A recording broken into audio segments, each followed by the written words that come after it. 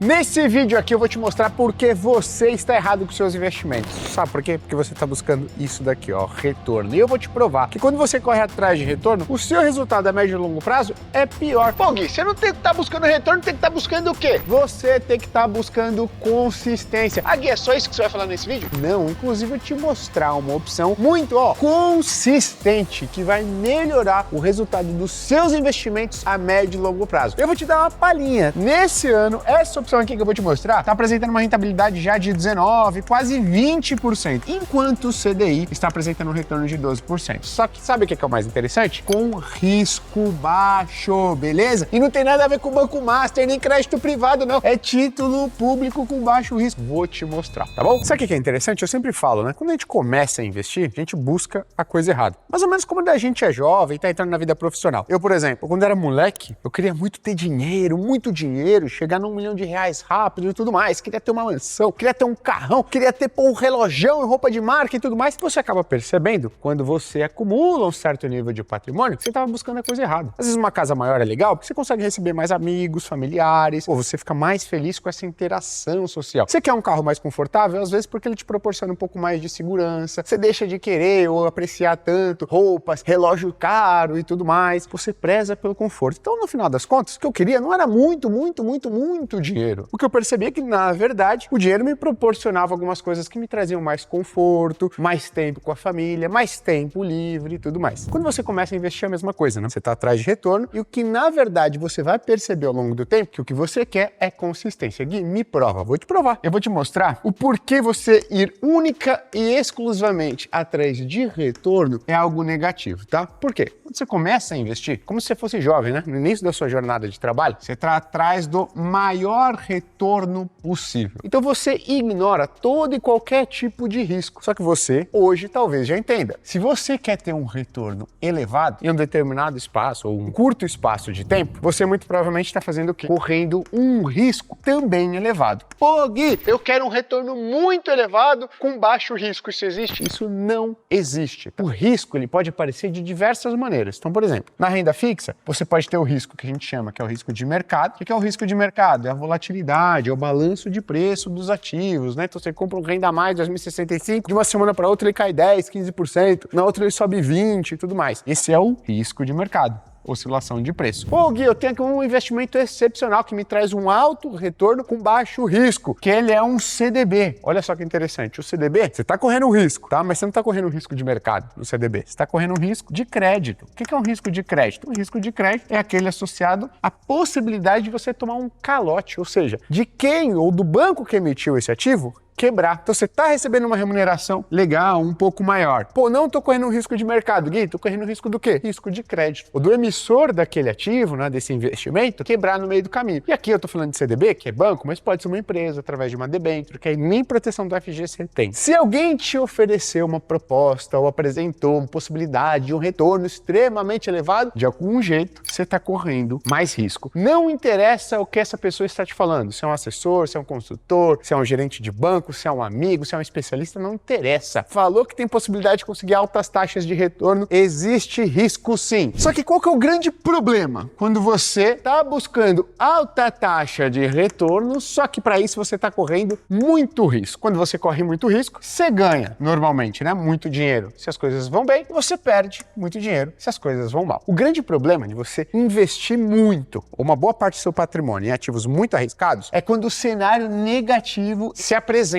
primeiro. Então vamos lá, vamos supor que você investiu em um ativo de risco, pô, Gui, coloquei lá 100 mil reais nesse ativo de risco. Olha só, caraca, por quê? Porque ele vai me trazer uma excelente taxa de retorno e um cenário positivo, show de bola. Só que o que acontece primeiro? O cenário negativo. Nesse cenário negativo, seu ativo ele cai 20% do seu investimento. O que acontece? Você vai sair disso daqui, ó, 80 mil reais. Pô, Gui, mas e aí agora para recuperar? Vamos supor que no ano seguinte vem é um cenário bem positivo para ele. E esse ativo se valorize os mesmos 20%. O que vai acontecer? Esses 80 mil se valorizaram 20%. Quanto que você vai ter depois desse ano positivo? 96 mil reais. Menos do que você tinha na fase inicial, que era de 100 mil. O que eu quero dizer com isso? Que toda perda, ela é maior proporcionalmente ao ganho. E quando você investe em ativo de risco, isso daqui tem que estar muito fresquinho na sua cabeça, tá bom? Vamos pensar que você investiu aqui, ó, 500 reais. E aí você teve uma perda de 10%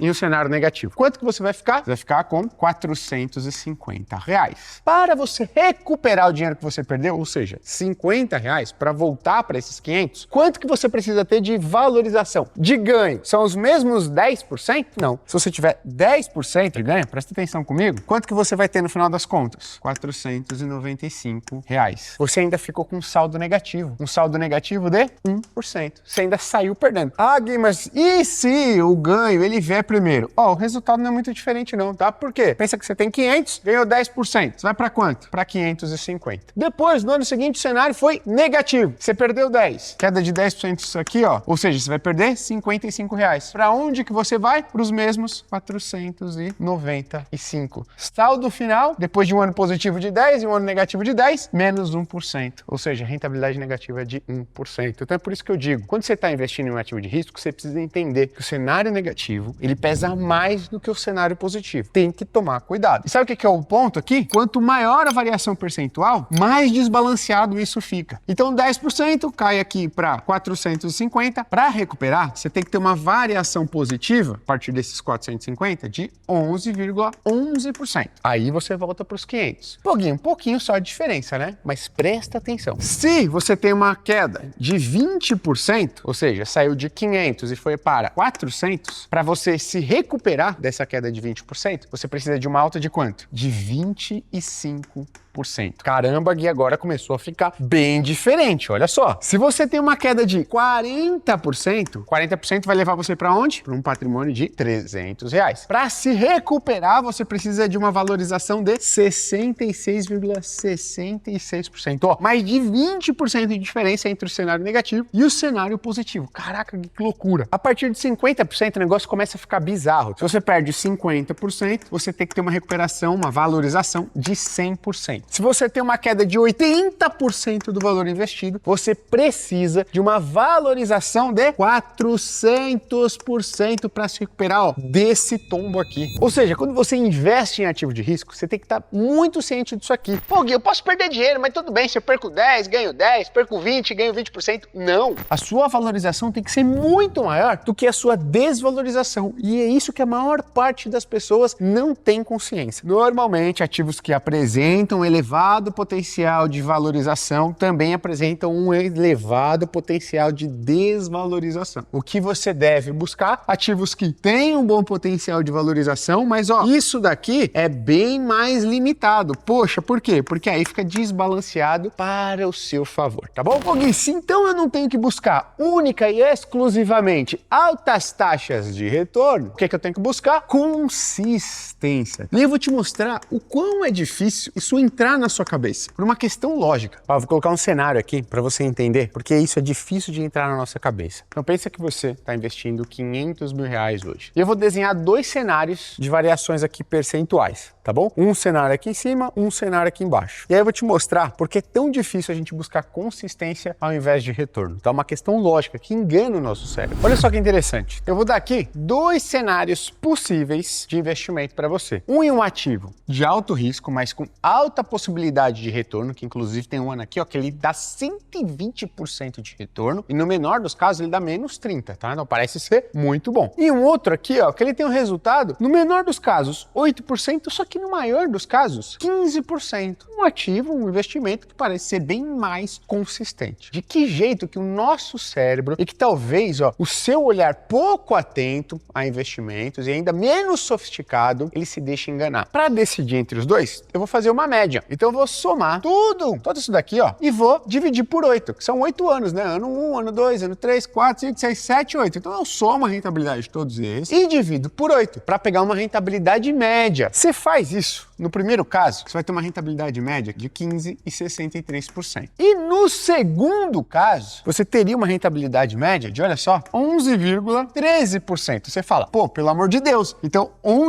qual cenário, qual opção de investimento que eu escolheria? A primeira, porque o resultado médio dela é muito maior. Só que está errado. Quando você soma isso daqui, ó, de maneira simples, você faz o que a gente chama de uma média simples, você vai cair no resultado errado. Por quê? Quando a gente fala de investimentos, lembra lá, a gente acabou de ver, os resultados negativos, eles pesam bem mais do que os resultados positivos. Então vamos simular aqui, ó, se eu estivesse começando, em ambos os casos, com 500 mil reais, quanto que eu teria de patrimônio depois dos 8 anos, tanto nesse cenário quanto nesse cenário aqui, ó, isso daqui tá errado, tá? Por quê? Porque é média simples. Não é assim que faz a conta com percentual, tá? Pra te deixar claro. Se você investisse 500 mil reais aqui no cenário 1, depois de 8 anos passando por todo esse cenário, você teria um patrimônio de, olha só, 972 mil reais. Parece não ser um negócio ruim, você quase que dobrou o seu patrimônio, tá? Entre altos e baixos aqui, você quase que dobrou o seu patrimônio. Só que olha só, nesse cenário aqui, ó,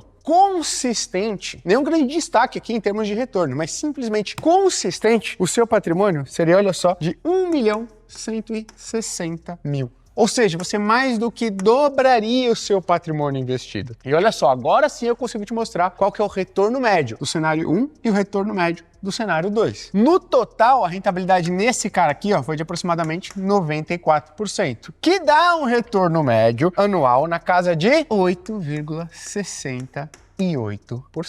Enquanto nesse cenário aqui, ó, o retorno foi de 132%, retorno total em 8 anos, que dá um retorno médio na casa de 11,10%. Retorno médio, quando a gente faz a conta certinha, com percentual, é maior do que esse cara. E por que a gente prefere, às vezes, ativos com alto risco? Porque a gente tá olhando, ó, a média simples, e ela faz a gente entender errado as coisas. Ah, não, o retorno médio aqui é bem maior, é 15,63, aqui é 11,13. Não, esquece, olha a diferença, olha só, tá muito diferente. Então cuidado, olhar para os seus investimentos de forma simples pode fazer você preferir esse cara aqui ao invés desse, que no final das contas é o que vai te entregar mais retorno acumulado no total, um patrimônio maior. Então a galera subestima o quê? O poder da consistência. A consistência, a gente está vendo nesse exemplo simples aqui, ó, ela te traz menos risco e no final das contas, ela tem a possibilidade, muito relevante inclusive, de te trazer maior taxa de retorno. Porque você precisa entender, quando você tem um ativo consistente, com baixo risco, você raramente apresenta um cenário de desvalorização, ou seja, de variação negativa. E por que isso é bom? Porque variações negativas pesam muito mais do que as variações positivas. Então, quanto mais raras elas são na sua jornada de investimentos, melhor para o seu retorno, para o retorno do seu patrimônio a médio e longo prazo. Pô, entendi então o poder, a importância da consistência, de apresentar, de deixar cada vez mais escassa, né, as variações negativas do meu patrimônio. Isso é muito importante, por quê? Porque variações negativas pesam mais do que as variações positivas, tá certo? Agora, Gui, eu quero saber que ativo que se encaixa muito bem nessa característica de consistência elevada. E aqui, quando eu falo consistência elevada, eu vou fazer uma comparação, tá? Porque simplesmente ser consistência elevada, eu posso falar o seguinte, tudo que apresenta variação positiva é consistente. Não, então eu vou pegar consistência contra um índice. Que índice é esse? Um índice mais seguro e com menor risco do mercado brasileiro, que é o CDI, tá? Então eu vou aqui trazer para vocês opções de ativos que apresentam consistência contra o CDI, o principal índice de referência do mercado brasileiro, o que tem o menor risco e o mais acessível. Você abre aí a sua corretora, vai lá na parte de Tesouro Direto, investe no Tesouro Selic, você vai ter uma rentabilidade igual a do CDI. Então é uma opção super acessível, beleza? E que você corre baixíssimo risco, você mantém o seu dinheiro líquido, ou seja, acessível a qualquer momento. Quais são as duas opções dentro da renda fixa que apresentam uma grande consistência contra o CDI? Ou seja, frequentemente eles superam o CDI. São duas classes. Indexados à inflação, que eu vou colocar aqui, IPCA+, de curto prazo, e pré-fixados do que, Gui? De curto prazo também. Ô louco, Gui, indexados à inflação de longo prazo e pré-fixados de longo prazo, eles também não superam com consistência esses caras? Eles superam, tá? Mas com bem menos consistência do que esses daqui. E tem um outro detalhe. Em cenários negativos, não esses caras, os de longo prazo, apresentam variações negativas bem relevantes, o que é bem mais raro nesses dois casos daqui. Ou seja, se você está procurando aumentar a consistência dos seus investimentos, que a gente viu, é bom para o seu patrimônio, faz bem para a sua saúde financeira, é o que você deveria buscar cada vez mais nos seus investimentos, esses caras podem te ajudar. E hoje, especificamente, eu quero falar desse cara aqui, os pré-fixados de curto prazo. Por que eu quero falar dos pré-fixados de curto prazo? Porque nesse ano, eles estão sendo destaque. E foi justamente no final do ano passado que lá na Finclass a gente aumentou a participação desses caras na nossa carteira. No ano de 2025, até agora, as opções que a gente tem lá na carteira já se valorizaram acima de 19%, enquanto o CDI está acumulando uma variação de 12%. Pô, Gui, mas é qualquer pré-fixado? Não, não é qualquer ativo pré-fixado, não é qualquer título público pré-fixado que eu tô falando aqui, tá? Eu tô falando de um índice de títulos públicos pré-fixados de curto prazo. Vou falar o nome dele aqui, você vai se assustar, você vai falar, meu Deus do céu, o que é isso? É um avião, é um código Morse, blá blá blá. Não, calma, o nome é mais complexo do que o conceito. Tem dois índices dos títulos públicos pré-fixados de curto prazo e hoje eles são muito semelhantes. Um é o chamado IDK pré 3 anos, beleza? E o outro IRFMP3, que também aqui é referência a 3 anos. O que isso significa? Títulos públicos pré-fixados com vencimento mínimo de 3 anos. Na prática, o vencimento médio desses dois índices, ele está sempre muito perto do quê? De 3 anos. Eles têm valorizações extremamente semelhantes. Os dois caminham muito próximos. Pô, Gui, mas será que eles têm consistência, né, em superar o CDI? Se eu pegar desde o início, esse cara aqui, que é o IDK, que tem um histórico maior, mas esse cara tem um comportamento muito semelhante a esse, ele dá um baile no CDI. Só que você, que me acompanha um pouco mais de tempo, já deve ter me ouvido falar. Eu não gosto de pegar uma única janela de observação. O que é uma única janela de observação? Ah, eu tô olhando nos últimos 10 anos, então desde 2015 até 2025, se esse ativo ele tem uma performance muito boa, né? E olha só, eu não gosto de olhar em janela, uma única janela, mesmo que seja de longo prazo, se ele apresenta uma rentabilidade muito boa contra o CDI ou não e tirar conclusões precipitadas. Porque olha só, um ativo ele pode apresentar essa performance aqui, tá baixinho aqui, e subiu em 2025. E o CDI tá aqui, E aí, você olha uma janela de 10 anos, entre 2015 e 2025, e você fala, nossa, esse ativo aqui, ele é um investimento excepcional para o longo prazo. Por quê? De 2015 a 2025, ele está acima do CDI. Só que presta atenção comigo aqui, Olha o tanto de tempo que ele ficou abaixo do CDI, por 1, 2, 3, 4, 5, 6. Quem entrou aqui, saiu aqui, entrou aqui, saiu aqui, entrou aqui, saiu aqui, entrou aqui, saiu aqui. Ficou muito para trás do CDI, E só aqui, no finalzinho, que ele teve uma janela curtinha de destaque positivo. Aí você fala, nossa, nos últimos 10 anos ele foi maravilhoso contra o CDI. Esse tipo de conclusão, eu não gosto. É ruim. Pô, Gui, o que eu faço para escapar desse tipo de conclusão? Você faz um estudo que eu chamo que é de janelas móveis. Pelo amor de Deus, Gui, tá muito complexo. Você quer investir bem ou você quer investir mal? Se você quiser investir mal, você vai procurar um vídeo aí de 5 minutos, de 3 minutos, tentando te simplificar, e aí você investe. Ou você entra pra Finclass, que ela tá com 50% de desconto, e os analistas profissionais lá, somos nós, que inclusive eu faço parte, a gente já te diz exatamente onde você tem que investir. Então você não precisa gastar esse tempo fazendo essas análises. A gente já te diz exatamente quais os ativos que você tem que comprar. E olha só, promoção da Finclass, Black Friday, 50% de desconto. Se você quiser ter acesso às nossas recomendações e todas as nossas aulas, que inclusive a gente tem bem mais profundas do que essa, clica aqui embaixo e se inscreve, porque é a última oportunidade do ano para você entrar com preço muito bom na Finclass e se juntar aos mais de 120 mil assinantes que estão na plataforma, estão contando com a nossa ajuda para investir, beleza? Então, a avaliação que eu gosto de fazer é através de janelas móveis. Como é que funciona isso, Gui? Pensa só. Esses caras aqui, os pré-fixados, né, e o CDI, eles existem, há mais de 20 anos. Então o que eu faço? Eu quero avaliar se os pré-fixados, eles são consistentes contra, vamos fazer aqui, versus o CDI em janelas de 1 ano. O que isso significa? Que eu vou pegar desde quando esses dois ativos aqui existem, né, os pré-fixados de 3 anos e o CDI. Então vamos lá, mais ou menos, 2005. Eu vou pegar desde o primeiro dia, 1º de janeiro de 2005. Aí vou jogar 1 ano para frente. Então, entre 1º de janeiro de 2005 e 1º de janeiro de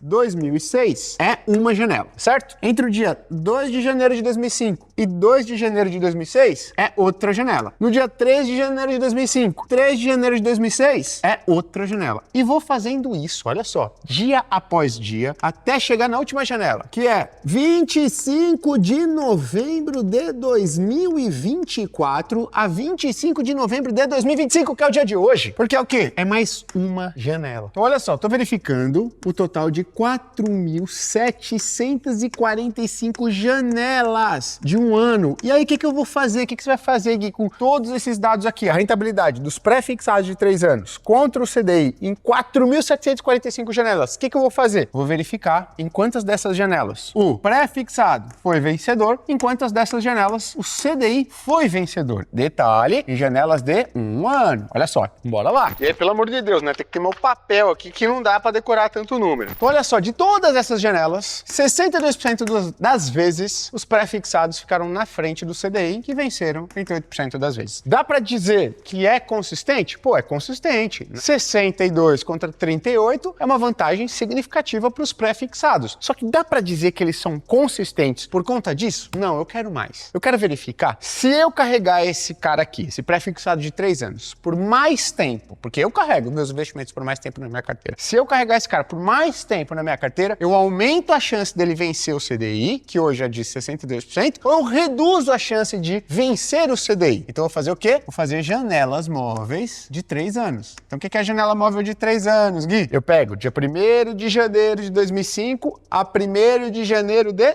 2008. Faço isso até chegar aqui, ó, que vai ser dia 25 de novembro de 2022 até 25 de novembro de 2025, que é hoje. E aí, ao invés de ter 4.745 janelas, eu vou ter 4.241 janelas, tá? Prometo que eu não falo mais, não explico mais janelas móveis e nem o número aqui, só vou trazer o percentual para você. Carregando na média, então, por 3 anos, qual que é a consistência? Ou seja, em quantas dessas 4.000 janelas o pré-fixado venceu o CDI? Só que de 3 anos, não de 1 ano agora. Ele venceu em 70% das vezes. E o CDI venceu em apenas 30%. Olha só que interessante. Quanto mais tempo eu carrego esses pré-fixados de 3 anos, né, de curto prazo na minha carteira, maior a probabilidade, maior a chance de eu ter rentabilidade acima do CDI. E no Brasil, o CDI, ó, historicamente bem bom. Ele vence, inclusive, o Ibovespa, né? Nessas janelas de maior prazo. Pô, mas eu quero aumentar ainda. Será que não é um acaso do destino? E se eu aumentar aqui para 5 anos, o que acontece? De novo, vou fazer a mesma história lá nas janelas móveis, né? Vão ter mais de 4.000 observações também, ou seja, muitos dados, tá certo? E olha o que acontece com a consistência dos pré-fixados. Em 87% das vezes eles superaram o CDI em janelas de 5 anos e o CDI em apenas 13% das vezes superaram os pré-fixados de 3 anos. O que isso significa? Se eu estou pensando em carregar esse ativo por 1 ano, as estatísticas já jogam ao meu favor. Só que quanto mais tempo eu permaneço com esse ativo na carteira, maior a chance de eu superar o CDI. E o CDI no Brasil já é um índice bem vencedor com relação à inflação, com relação à renda variável e tudo mais. Ou pelo menos bem competitivo. Só que eu quero trazer um outro dado para você aqui. O que eu quero trazer? Eu quero trazer o retorno médio. Tá? Eu vou trazer o retorno em médio em 5 anos para não ficar poluindo muito aqui com mais percentual.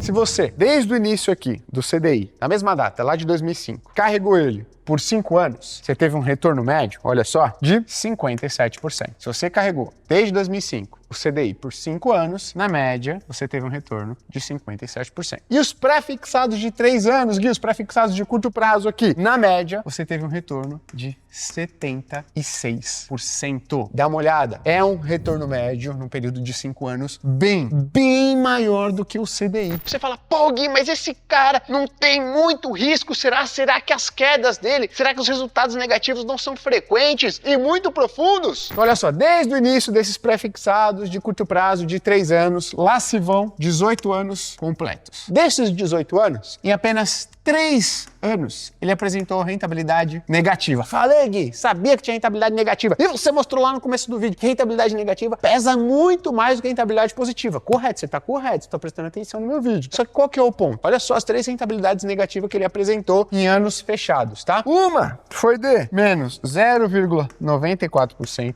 muito pequenininha. A outra foi de menos 4,87%, não chegou nem a 5%. E a outra, no máximo, foi de menos 5,60%. 68%. Ou seja, apesar dele ter apresentado 3 anos apenas de rentabilidade negativa, de um universo de 18 anos desde o seu início, as variações negativas elas foram bem comedidas no período de um ano. E olha só que no melhor ano, a rentabilidade positiva ela foi maior do que 30%. Ou seja, parece que em ano bem positivo, isso daqui, ó, bem mais do que compensa essas rentabilidades negativas. E não só isso, né? Esses números aqui de consistência, eles falam por si só. Esses números de retorno médio aqui, ó, também falam por si só. Então, os pré-fixados de 3 anos, títulos públicos, tá? Pré-fixados de 3 anos, esses índices daqui, né, que refletem esses caras, parecem ser bem consistentes e com risco relativamente moderado, beleza? Ou seja, encaixa bem em uma carteira boa de renda fixa. Ô Gui, beleza, você falou lá do índice, né? Falou DKA, 3 anos, né? E o outro lá, que é um código super complexo, que é IRFM P3, pô, que também faz referência aqui 3 anos, eles têm composições semelhantes, riscos semelhantes, né? Quais investimentos você recomenda que replicam esses índices aqui, ó? Hoje, os meus favoritos são esses dois aqui, ó. IDKA 11 e Fixa 11. O que eles são? Eles são os famosos ETFs, né? Então são fundos de investimento passivo que replicam um determinado índice. Esse cara aqui, ó, busca replicar esse cara, e esse cara aqui, ó, busca replicar esse cara aqui. Custo baixo, eficiência, alto retorno a médio e longo prazo e o melhor que a gente viu aqui, consistência para você. Pré-fixados de curto prazo. Eu, Gui, tenho pré-fixados na minha carteira de curto prazo hoje e eu recomendo para os assinantes que tenham um determinado percentual na sua carteira também.